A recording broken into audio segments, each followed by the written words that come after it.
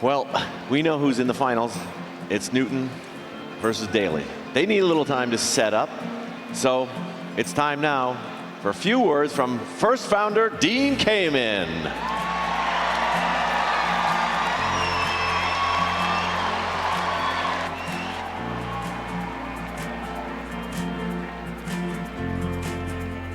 Greetings. So, it's not a coincidence that I wanted to talk to you before the final round. And it's not because you're going to run away after.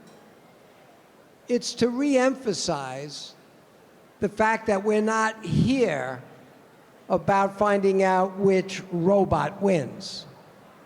We're here to make sure all the students win. And I think from what you've seen so far, it's pretty clear we're doing a pretty good job. Okay.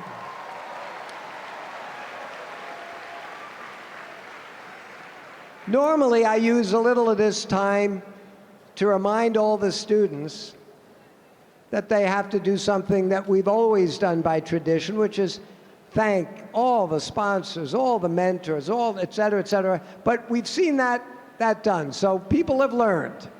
And I'm glad that that tradition is now taken hold without me having to remind everybody.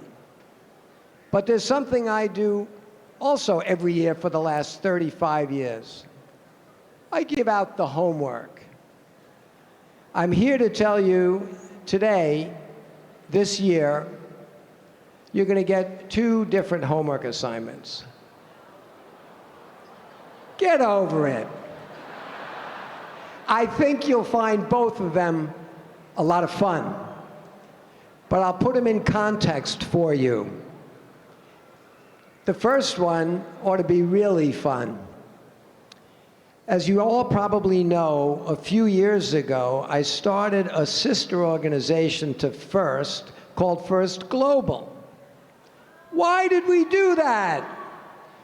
Well, even 5 or 6 years ago when we did that, it seemed apparent to me that the kind of culture, cooperation, just the whole energy that you see from kids that get together at FRC in this country needs to happen in every country. And almost more importantly, it has to happen between countries. You'd have to be numb these days not to see how many countries need to get along better. And by the way, I'll take a quick note to say that I know that there's particularly these days countries that are not getting along well, and some of them have teams here. And I want to thank every one of those teams here for being over and above in gracious professionalism and support and tolerance for each other. You are fantastic.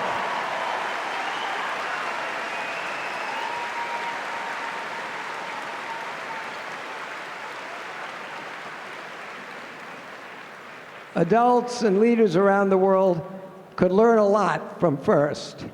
And that's why we established FRC Global. Now, FRC Global operates like the Olympics. No matter how big a country is, they only get to send one team to our event once a year. We finished it last year in Singapore, after doing it in Geneva in Europe. Right before that, we did it in the Middle East, in Dubai, before that in Mexico City, and the first time in the US. Well, the reason we set it up was after about 25 years of running FRC, we were in about 50 countries because so many of our big partners and sponsors are already international and global, and they were spreading it grassroots. But after 25 years, being in 50 countries would sound pretty good until you realize there's almost 200 countries in the world, and that meant there were about 150 where the kids didn't get to do what you're doing. So I said, okay, let's just plant a seed in each of those other 150 countries. We'll ask them just to participate with one team where we'll all get together in some country and we'll move the country around each year. And even I, the optimist that I am, know that no one team in a country could affect the culture of that country the way all our countries need it. But I figured by planting the seed in all these new countries, they would develop more and more teams, finally their own regionals, their own championships, and there'd be places like this all over the world. Well, it sort of worked. There are a number of those countries that we started 5, 6 years ago, Mexico, Dubai. There's a number of those countries, you can check the First Global website, that now have gone from one team, having never participated before, to hundreds of teams. Some of those countries have their winning teams in this room today. So that's great.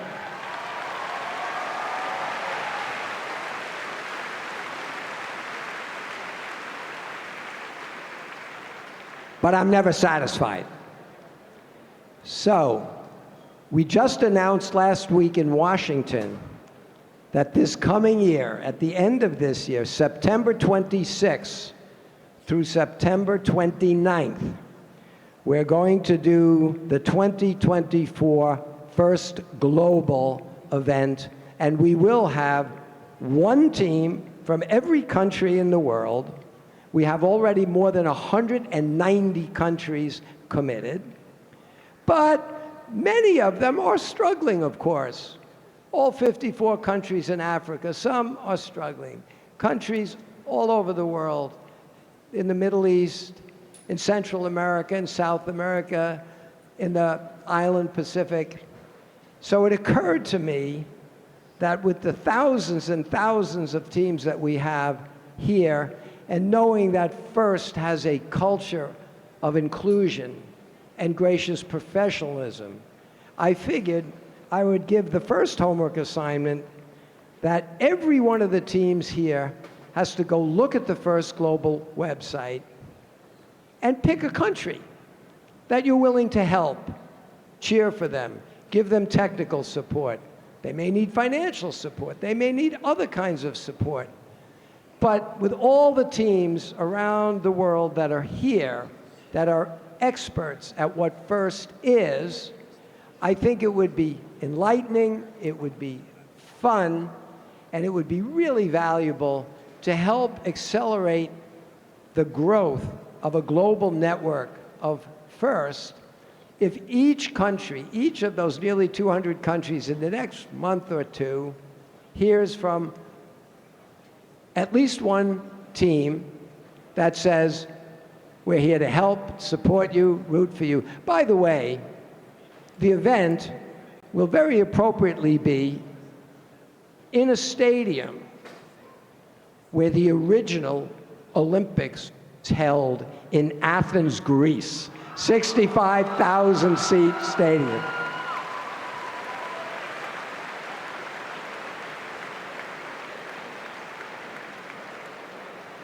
I officially invite every one of you to be there.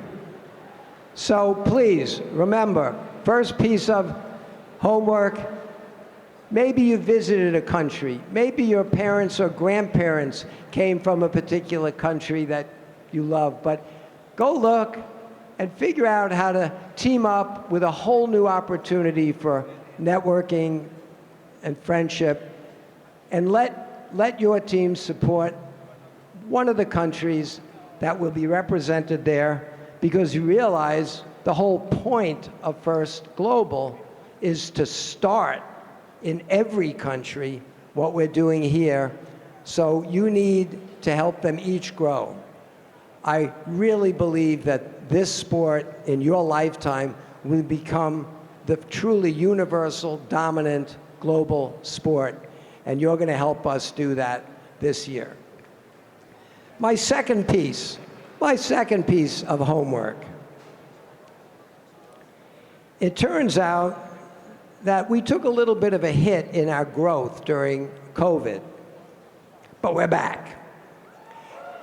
Yeah.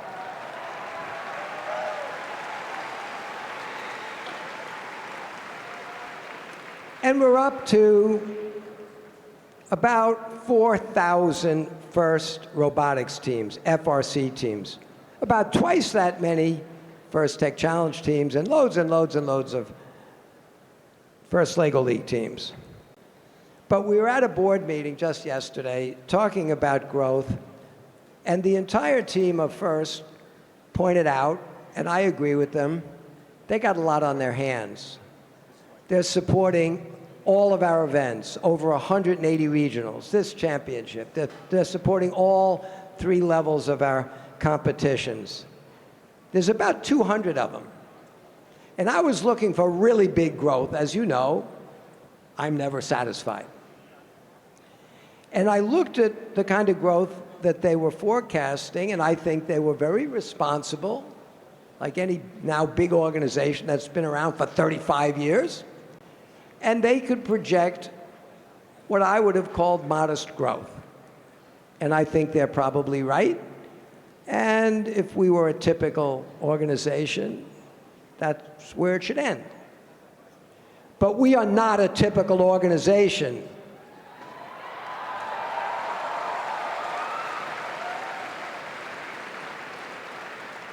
And it occurred to me that even if every one of those 200 people, the whole staff of FIRST, if they could do nothing else, but each one of them could commit to bring 1 new team next year, we would go from about 4,000 teams to about 4,200 teams.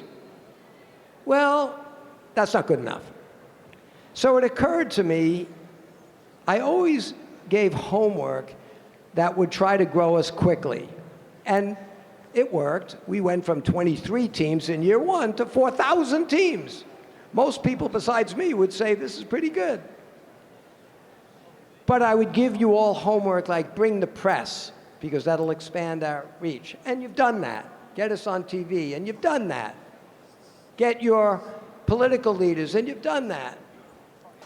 I even gave you homework many years to let's get a United States silver dollar with FIRST on it, with a teacher on it, and that took about 20 years. But the Krista McAuliffe commemorative silver dollar was minted in 2022. You even did that after everybody told me it's impossible to do. And this is the only United States coin ever minted that has a teacher and has the name of a private organization like FIRST on it. It's fantastic.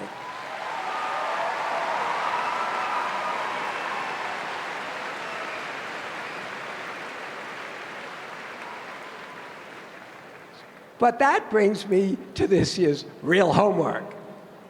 I can't ask the overworked, underloved little staff at FIRST to add, let's say, 4,000 teams next year.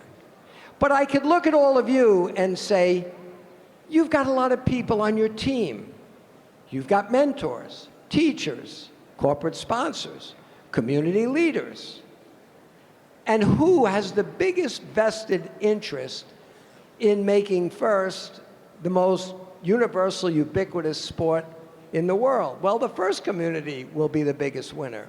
So you have a reason to grow this thing, unless you're not thinking FIRST is useful. So what I thought the homework is very simple. I'm asking this year not to get you to get other people to help us. No longer ask your governor, ask your senator, ask the media. No. When I was a kid and I really wanted to get something done, my father told me, Dean, if you really want to get something done, do it yourself. So I'm asking every team here, and I don't think it's a big ask, between now and January, when we kick off the next season, every one of you has got to show up, of course, again with your team, but a team from a school in your neighborhood.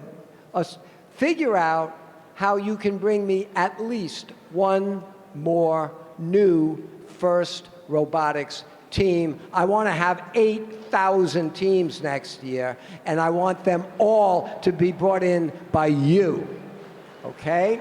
Now,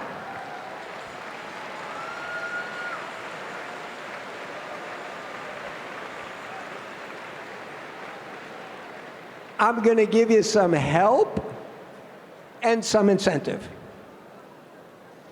Over the last year or two, some incredible work has been done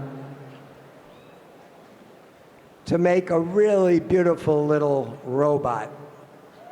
Kind of a kit, you print most of it.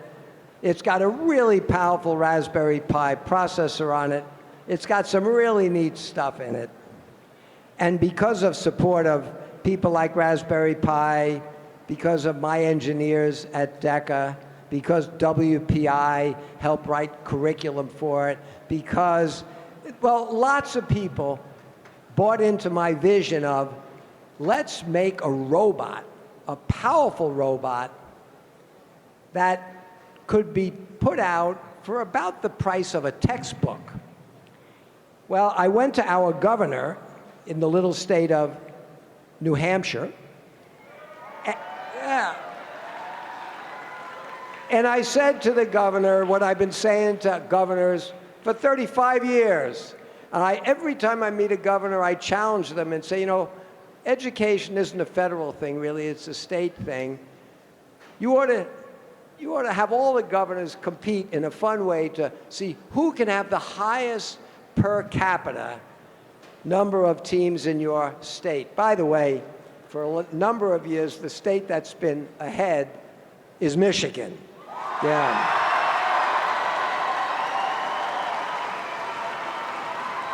But I've been saying for years, for all the governors I've known, get into a competition. Let's see what will be the first state to make first available in every school, just like you do other sports.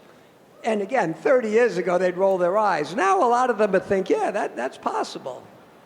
Well, last year, after he saw this kit, our governor said, Dean, now that you've made that, and by the way, you can program it in LabVIEW, in C++, in Python, in Java, any of the code you're putting in your big robots, you can put it in this little tool. But our governor looked at it and said, Dean, now that you have that, I'm not going to commit to put a first team in every school in the state of New Hampshire. I'm going to commit to put one of those robots in every classroom in New Hampshire. And he did it.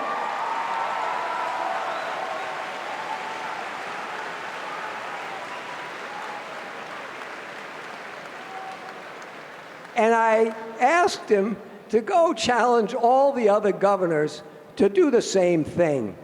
It's a lot more powerful, educational, interesting, cost-effective than an old-fashioned textbook. Anyway, we're now making them. There'll be about over 6,000 of them in New Hampshire pretty soon. But here's my offer to all of you. For any one of you, starting today, that sends into FIRST, and I'll ask the folks at FIRST, I don't know how they do it, their web, that's their problem. I'm not they got a bureaucracy with 200 people, they'll figure it out. You guys call whoever you'd normally call at FIRST, and you commit that you've got a new team. They're going to need to start early, coming up to speed. They're going to need a cute little robot that's very powerful, that's really easy to program. So as soon as you show up with a bona fide new FRC team, I will personally deliver to you as a gift one of these robots. Then I will also give you a second one so that you can give it to that new school and you can help them by being their mentor to get them up to speed over the next 6-7 months so that both you and that new team will be ready in January for the 2025 kickoff. So, to be clear, everybody, FIRST needs to grow. And it needs to grow at a much higher rate than a typical company would grow. The world is in desperate need of people that know how to solve problems, that know how to communicate, cooperate, respect each other. Things that are so powerfully part of the culture of FIRST need to be much louder in the world. And the 4,000 schools that we have are fantastic, but we need 40,000 or 400,000. It's really not unreasonable to believe that if we do things right, as you people go through your college and career, the impact of the network of FIRST could have a material effect, not just on your life and your career, but on the whole progress of this human experiment we're in. You people really can be an example to the rest of the world. And if we can include thousands, tens of thousands, hundreds of thousands, millions of kids in the current generation, your generation, and they can become part of the FIRST community, you will literally change the future. So please, I hope it's challenging. I hope it's fun. I hope I hand out 8,000 of these robots in the next few months. But please, do the homework, get in touch with the FIRST folks, and let them know you've brought us at least one new team. And if you can bring us more than one, I'll have some special prizes for you. Get to work.